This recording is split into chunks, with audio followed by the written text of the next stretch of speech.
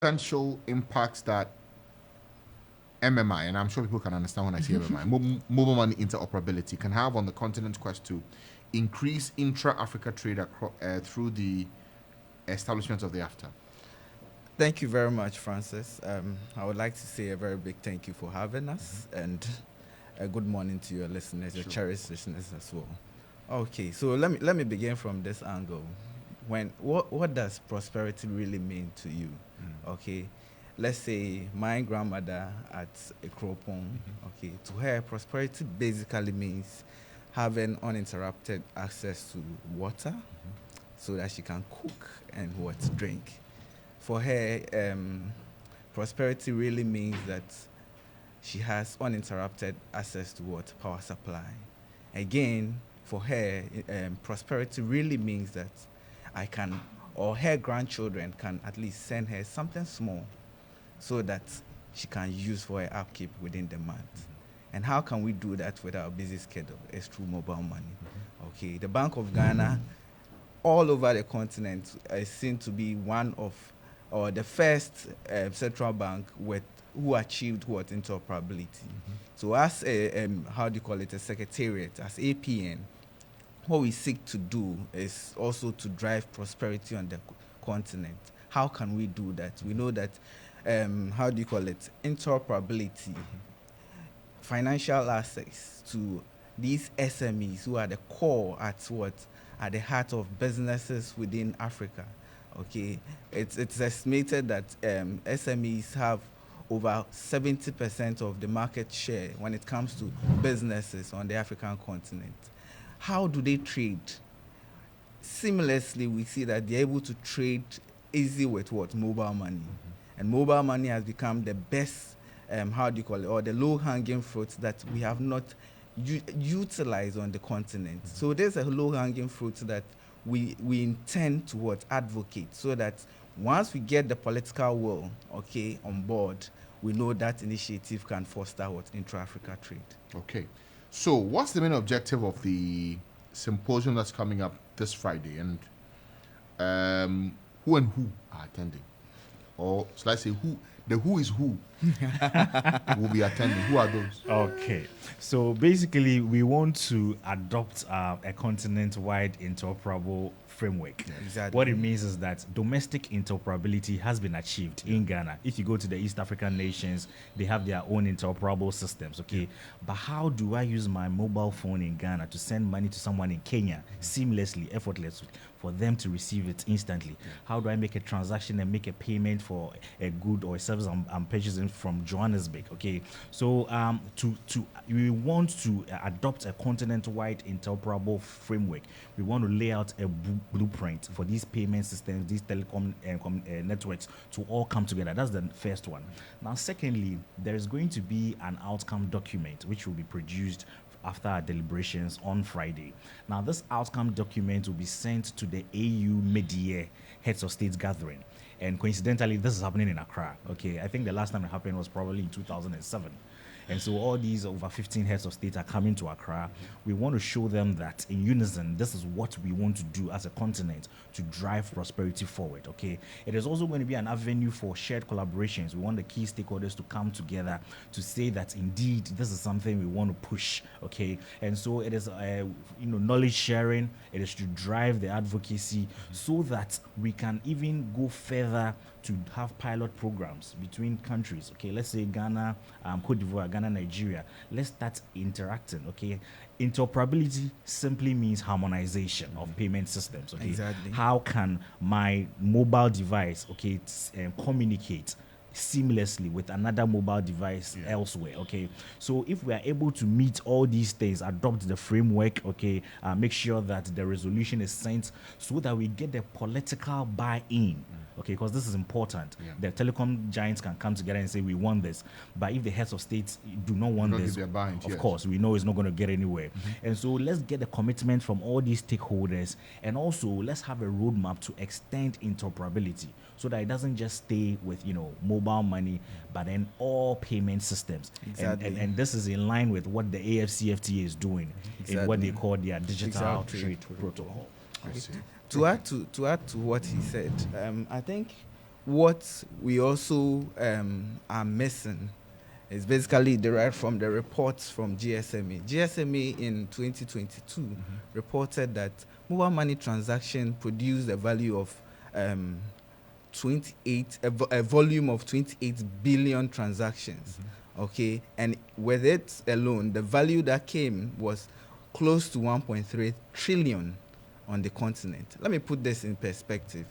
When you look at the combined GDP of Africa in 2023, it was 3.1 trillion. So you could see dollars, exactly. You could see that mobile money can play a very vital role in on our continent, and I think that should be something that we need to tackle very well. So, what motivated the theme that APN has chosen for the symposium, and what were the outcomes of the deliberations we used for post-event? Right. So before I even address your question, I forgot to touch on the event proper. Okay. Yeah. So the event is happening on Friday, the 5th of July. Okay, at 8 a.m. at the Labadi Beach Hotel.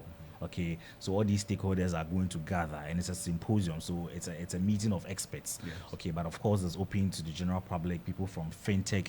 We have our core partners. So our core partners include central banks, and this is not just just the Bank of Ghana, but then central banks across Africa. Okay, Yes. Exactly. we have commercial and development banks also coming in. We have the fintech companies. We also have the telecom companies themselves. Okay, so the likes of the Airtel Tigos, the Telecells, the MTNs, the big companies, and not just limited to those in Ghana, but we talk of the Safaricoms, the Axians of this, the Oranges and things like that.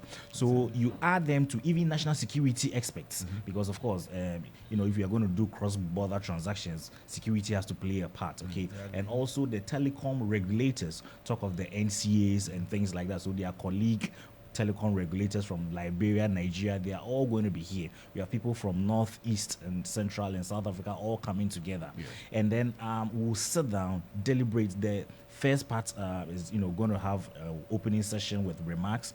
Then we're going to go into presentations, and then it's going to end with panel discussions. Okay, and then when we are done, we hope to come together with an outcome document. We all agree, stakeholders all agree that this is indeed the problem, and these are the solutions. These are the roadmaps we want to take to make sure that interoperability is implemented across Africa.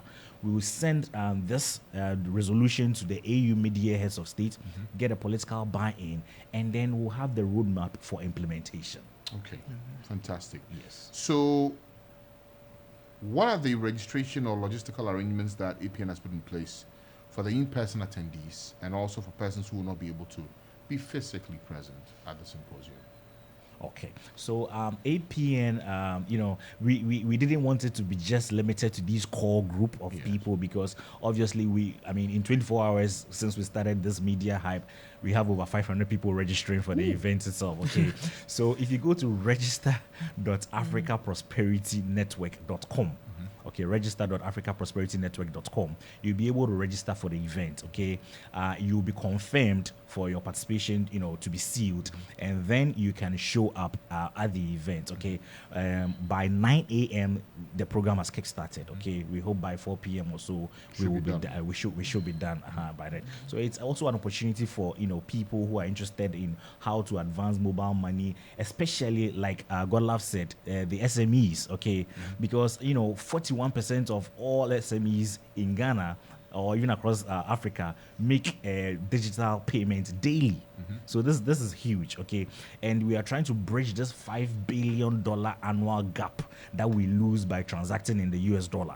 Okay, so for transactions to go through, I have to make a payment in Morocco. It has to go to someone outside who then convert to dollar, convert back to their currency. We lose a lot. Let's keep this money in-house on the continent for our shared prosperity. Fantastic. I think, Francis, we missed a question you asked about the theme.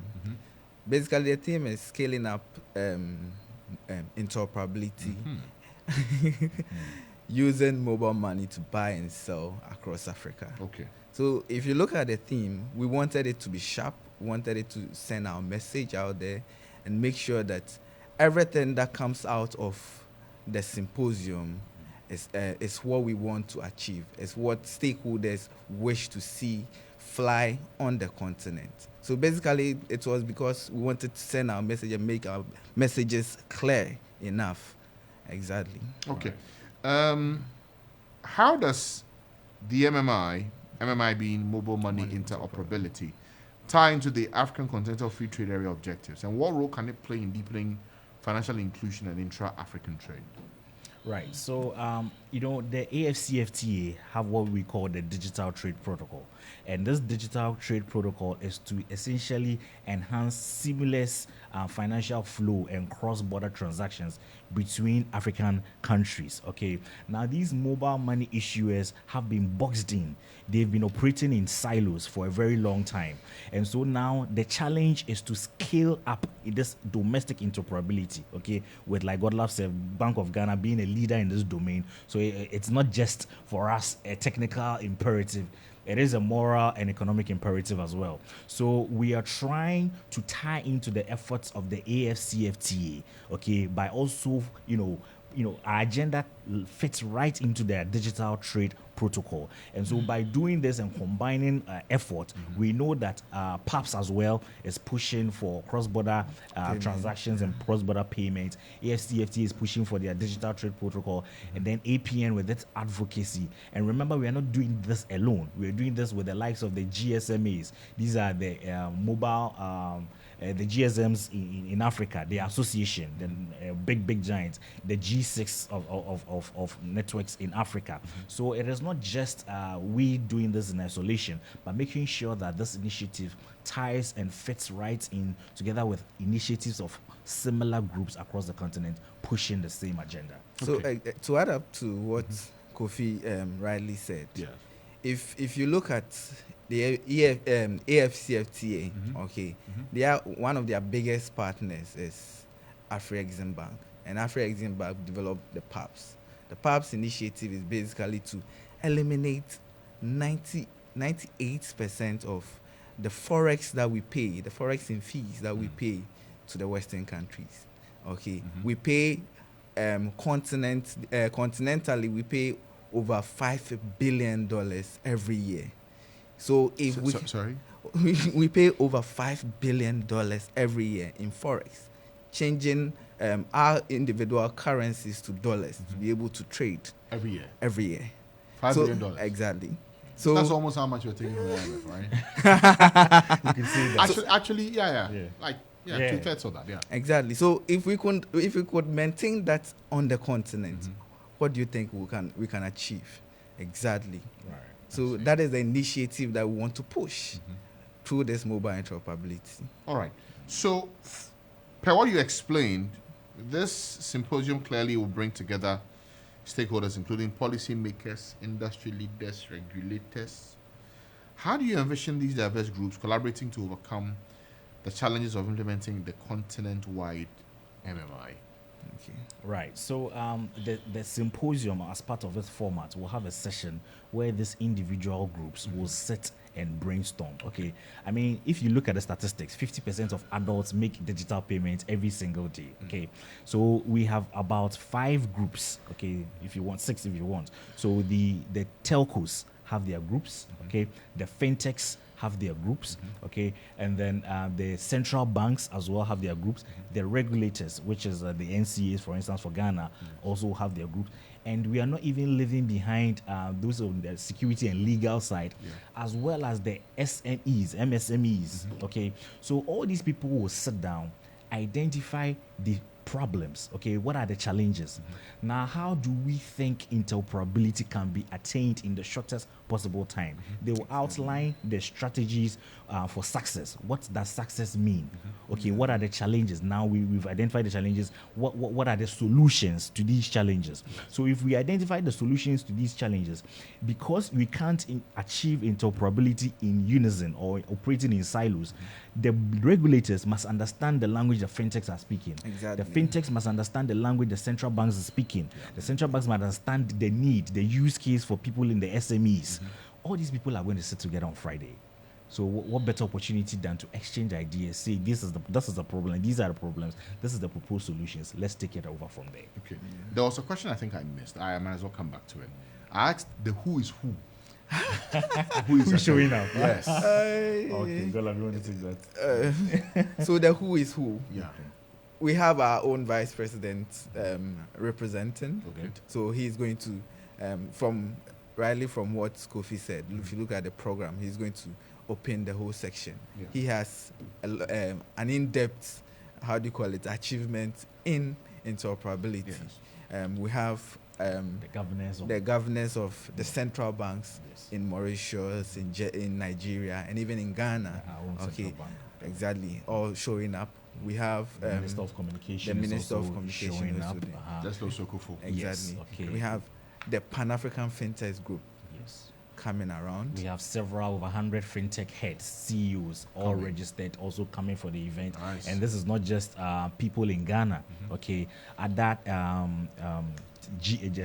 heads of telco Groups operators are also coming. outside. Okay, the likes of M-Pesa, Safaricom. Yeah. Okay, the likes The commercial banks banks are also in being Africa, represented. they are Okay, being represented. so different, even people from the legal side who have worked on interoperability are also showing up. We have national security experts who are going to talk on the security issues. I mean, we are going to exchange databases. It will come with security concerns as well. Okay, so if you look at these broad groups of people, we make sure that everybody is showing up and well represented. Okay, even people from the EU are going to show up because Exactly. they have They've achieved. shown interest. Yeah, in they've shown our interested, and then and they have achieved interoperability. So it's good to learn from their mistakes, their challenges, their expertise, and how they did it, so that they can share their knowledge, so that we overcome some of the hurdles and challenges. So all these major people are going to show up. Interesting. Yes. So looking ahead, what concrete outcomes or actions do you hope will result from this symposium, and how might these impact